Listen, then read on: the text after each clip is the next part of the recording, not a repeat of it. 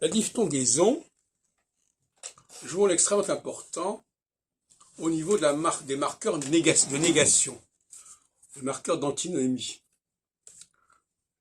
La diphtongaison indique une espèce d'arrêt.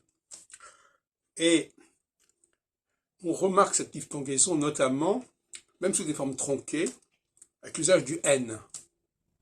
Le non, le un, le impossible, tous ces un, tous ces un, tous ces non, sont des diphtongaisons négatives qui jouent un rôle fondamental. Il faut bien comprendre que dans le langage, le fait de dire oui ou non est essentiel dans la communication. Alors il y a des cas où évidemment cette diphtongaison est tronquée.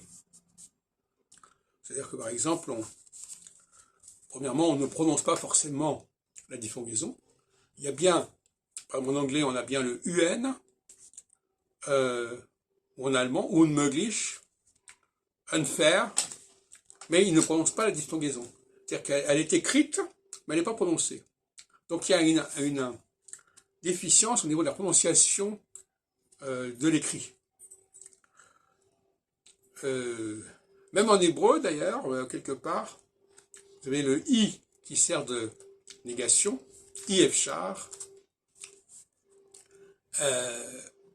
et ça peut être aussi un troncage du in. Et alors je voudrais terminer en disant que le québécois, c'est l'ambassadeur de la diphtongaison sur le continent américain. J'écoutais tout à l'heure une émission avec des intervenants québécois. Ils ont une façon très heureuse de prononcer les diphtongues et également ils aiment bien ne pas s'arrêter au E. Ils vont dire je fais bien, etc.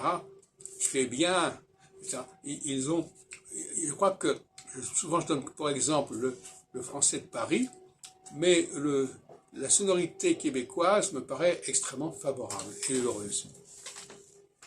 Et donc dans un monde aussi bien hispanique que anglophone, où la diphtongaison n'est pas respectée, le québécois du Canada fait l'exception